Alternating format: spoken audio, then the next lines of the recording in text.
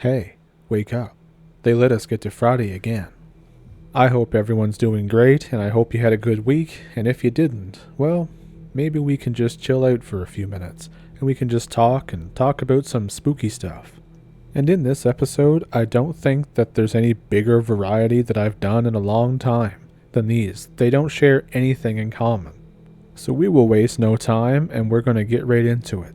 This first story was sent in to me by a guy named Bruce after he watched the Hawaii video last Sunday, and he says that he have a story of his own. So, I hope I can do this justice for you. I'm 53 years old and a retired history teacher. I just watched your episode with the guy from the big island of Hawaii telling his stories. I'm also a Pacific Islander from Guam, and I have a story to tell. My dad was in the U.S. Army. He fought in Vietnam and later married my mom.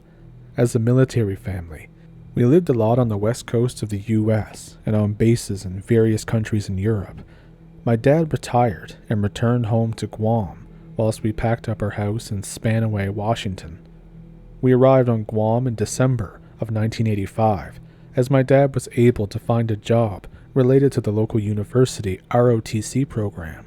And that job was exactly the same job he had in the Army. Growing up around the world as a so-called military brat, my parents wanted to teach us the old cultural ways of fishing, ranching, and hunting. One night, my dad told me to go with him for some nighttime reef fishing. This is very different from how I used to fish with him in the U.S. We went to a small river bay near the area where my dad and his family grew up. We used a gill net and stretched it out about 50 feet, and reef fish would swim and get caught in the net. Then we'd just walk along the net and put the fish that we, quote, caught in a bucket and then return to the beach and wait for 30 minutes. We'd empty the fish into a cooler with some ice to keep them as fresh as possible until we could get home. So we repeated this for 4 hours.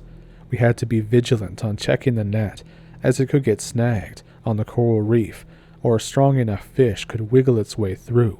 Both of these situations would cause more holes to appear in the net. When we were done, my dad showed me how to correctly gather the net on my shoulder as I walked back to him from the far end. But before I could proceed to the far end, my father warned me of cracks in the reef, to watch the current and tide going out, to watch out for reef sharks, sea snakes, and barracuda, as they bite or slice through your clothing. He also went on to describe how stonefish and lionfish were on the reefs, so I should be careful what I step on. I was like, great, so many things to watch out for. This is not fun, Dad, and I laughed. As I started to turn away, he tapped my shoulder and said, wait, son, one more thing. If you see people at night on the reef, or what looks like people off in the distance, and they're calling for you to help them, or calling your name, do not go to them. Do not follow them. They're not people. They're evil spirits trying to lure you over the reef so you'll drown.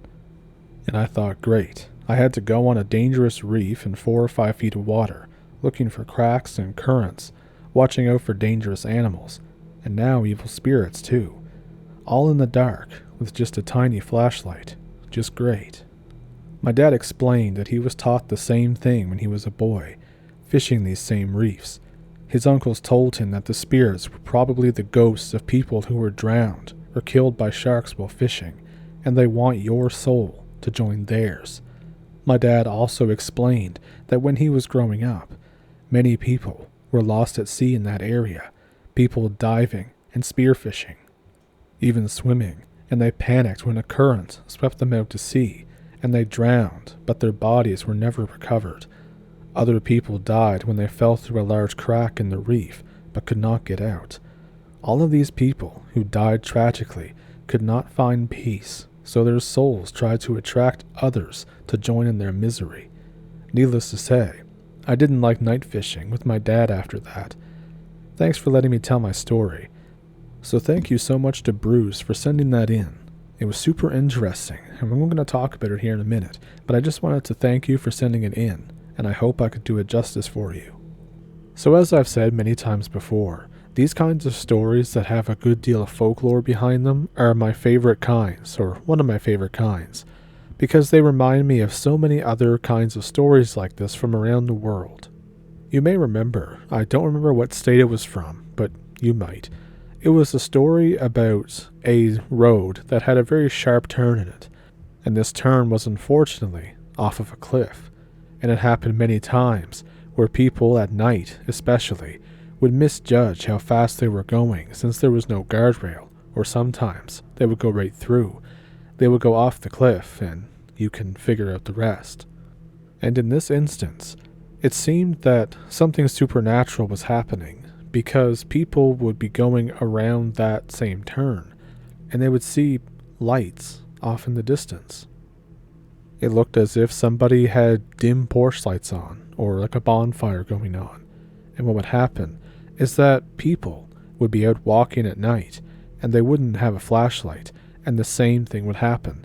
They'd fall off the cliff. And the reason why I bring this up is because it makes me wonder what happens that makes them so angry that they can't move on. But in both of these situations, I have to wonder if it has something to do with the traumaticness or how much trauma happened with the person dying. Especially something like walking in water that you think is shallow, and all of a sudden you slip through a crack and you're done. That's pretty much it. Even just saying that, I'm like, oh, new fear acquired. And I would think too that at a place like that, whether it be the cliffside, whether it be the water, whether it be a marsh, like in a lot of Irish tales with the wisps, whether it be any of those places, there has to be like so many people over the years that stuff gets piled on top of each other, and then all of a sudden you have something that knows your name, something that can tell you your deepest secrets, something that can call you out into the marsh or out into the water, out off the cliff. I think there's a similar thing in almost every culture that I've ever looked into or heard stories from, and it's also a cautionary tale to, if you hear your name being called at night, no you didn't, especially if it's not someone who should be calling your name. So just before I move on to the next one, has something like this ever happened to you? Have you ever heard stories like this, coming from a grandparent or even somebody younger who heard it from somebody older? I'd be very curious to hear in the comments. And this next one comes from somebody that said that he heard a story from his friend that sent chills up his spine. Now, he did say that he was coming down from an LSD trip, but this is not when the experience happened. That's just when he was told this experience by his friend, and probably why it scared him so bad. So well over 10 years ago, his friend was living in Miami. It was a very typical but humid summer night. He was having trouble sleeping because of this, and he rolled over to glance out his bedroom window. As his eyes focused on his backyard, he noticed a shadowy figure that was hovering over a brightly glowing orb. This figure was wearing a black cloak and had a very demonic-looking face. It had super long, spindly fingers that were scurrying across the orb in an unsettling manner. This figure stops and looks at him in through the window. He noped out of the room, grabbed a dagger that he had in his room, and went to the living room that was facing the front door. He stayed up for a few more hours on his couch, the dagger clenched tightly. His roommate woke up and asked what the hell he was doing. He finally decided to shrug it off and go back to his bedroom and try to sleep. He rolled over and looked out the window again. The figure was back, but this time it was even closer to the window. But this time around, there was no orb or anything. There was just a face pressed up against the window. He was so scared that without thinking, he just got his keys, got in his car, and went to leave. As the headlights were scanning what would be right by his window, he could see footprints, and not only that, just disappearing behind the corner of his house, he caught sight of a 4.5 feet tall black mass. After that, he left the house for the rest of the night and stayed at his girlfriend's. So what do you think he saw here? There's not a whole lot of in-depth description, so it's kind of hard to say, but it seems that whatever he saw, might be supernatural in nature, maybe not as cryptid-like. But then again, a lot of encounters and a lot of stories these days really blur the lines, so you don't know what these things are. And given that it seemed to be in a suburb or something of Miami, I have to wonder if there were any kind of abandoned tunnels or like an underground culvert or something. And the reason why I bring that up is because the next story that I have is from the tunnels, or I call them tunnels or culverts or whatever. I'm not sure what other people call them, but like a sewer system essentially. So I wonder if whatever this is came from somewhere like that, especially out in a suburb. That seems to be the go-to area where a lot of these things lurk, at least from what I've read. And I think I just said tunnels, but more specifically like a subway tunnel. For some reason I thought it was like an abandoned tunnel, but maybe that's a different thing that I had saved and I cannot find now. But I'll go with this one, and I hope you don't mind, because I did kind of set it up to be like a abandoned tunnel or like a culvert type thing. But either way, this is really creepy as well, so let's get into it. When I was 21 years old, I was living alone in Cambridge in the UK. I worked for my uncle in East London, so I got back home pretty late. I could sleep at his house, but a different incident made me feel safer back in Cames. So I was getting back from work in midwinter. I gotta go through some sort of underpass type tunnel that's below a roundabout that kind of, if you follow it enough, goes into the subway. The underpass that I'm taking is some sort of small green kind of open air area in it. While crossing, I hear a woman talking. I look around, and I see a 25-ish-year-old woman in one of the 4 tunnels that connect the underpass. I ask her what she needs from me. She runs up to me and tries to grab my face. Her eyes are all weird, sort of bloodshot, but I couldn't see the capillaries. Like it was uniformly red around the iris. She kept saying stuff in what sounded to be Czech or Slovak. I tell her I don't understand, and that she should call the cops if she needs help. I try to get to the tunnel that I can take to get home, but I have this weird feeling as I try to cross. My ears begin to ring. I look back to the first tunnel that I took. The chick is in the middle, waving at me. I stay put and take a better look at her, and I notice a few things. Her hands and arms are too long for her height. Her face seems to be elongated. I decide that I should just leave the entire area, take the stairs, and just use the road instead. But the ringing returns, and I can still hear her voice in the background. And then I walk up the stairs.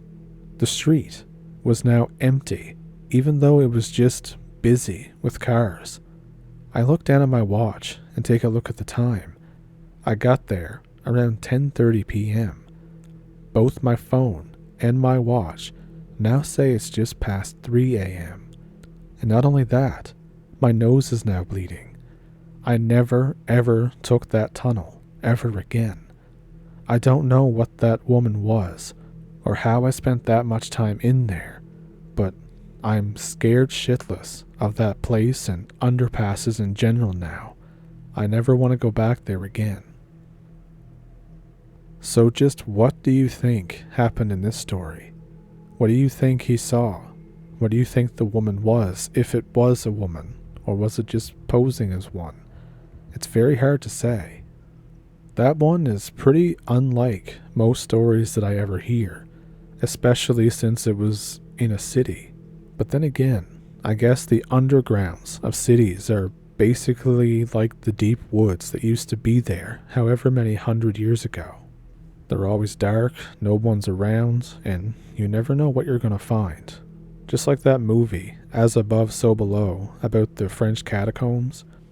That shit had me messed up for a good couple days after seeing that. But, again, what do you think was going on with the woman? What do you think about maybe the undergrounds or tunnels under cities kind of being the new deep woods, in the city anyways? And I have one more for you that's just as bizarre as most of these. It goes like this. I haven't had many experiences, but the one I do remember was from some time in middle school. Most of the other ones are one-offs that don't really make for a good story, but to me anyways. So I was a middle schooler, like I said. My friends decide to explore the woods behind our suitably ghetto town. Before the woods, there's this monastery or a big church or something. It has a huge parking lot, lots of angel statues, and a bridge that leads to a grotto. The grotto is fairly peaceful, but there's stories of people seeing very strange things down there. So we continue past this grotto and into the woods. We trek far enough that we eventually run into a farm. We hang out on a hill for a while. I didn't mind because the girl that I liked was there, and I got the perfect angle just to look at her. After about an hour, we continue on trekking. We hear this sound though, like claws on a chalkboard. I don't mean nails either. This was 1,000 times worse, and it seemed to echo. We hesitantly continue onward because nobody wanted to be the pussy who stepped back, and for me, looking brave in front of that girl was on the line. And by God, I don't want to see her see me break. We keep going until we reach the spot with a creek. Normally, we would just leap over it or use this log as a bridge, but the sound seemed to be coming from just ahead. We kind of hesitated, but I went first, again, wanted to look tough in front of the girl. As soon as I'm over the little embankment or whatever it was, the sound just stops. I tell everyone it's safe now, and they follow me. A few steps later, we come across a circle of trees and an iron door in the middle. It wasn't there before, and it looked too rusted to have just been put there. And in the middle is a small dead animal that's nailed to the door by its face. It was positioned so that its eye could look through the peephole. The low humming comes back. We begin to feel weird, feel sick to our stomach, and dizzy.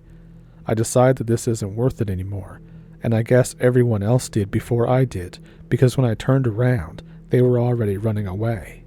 So of course, we sprint out of there. A few days later, I go back on my own with a trench shovel and a flashlight to see if I could find this door. I felt like I was going crazy, and I couldn't get the humming out of my head, like it had been calling me to come back for days. But when I went back there, the door was gone. In fact, the circle of trees was gone too. Everything was. It was just more forest. I have no explanation. So just what the hell do you think happened here? My first guess would be Fae, but I also don't know because I've been out in the woods before and found a deer, a full-grown deer, nailed to a pole, and in the woods around were a lot of spent shotgun shells, and there was like some kind of shrine set up, some kind of shelter, and a fire pit. And you could very clearly hear humming or chanting coming from kind of far off. I didn't investigate that, and me and my friend just got back in his car and just ski-daddled the hell out of there.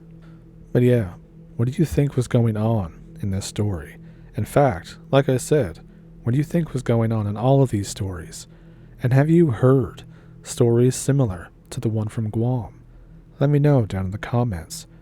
And if you would like to support the channel, there's links in the description. There's a hype feature, there's super thanks, there's memberships, and of course, just watching the video and just being here helps too. I hope you enjoyed the video. I hope you had a good week, and if you didn't, I hope it's just a tiny bit better. And with all of that, I ask you to wish me luck at the dentist again because I have to go back. I'm still having problems. I hope this is the end of them for a while. Fingers crossed, prayers, we'll see. Hoping for the best. And I will see you Sunday. Thank you for pulling up a stump with me. Thank you for watching. Have a good weekend.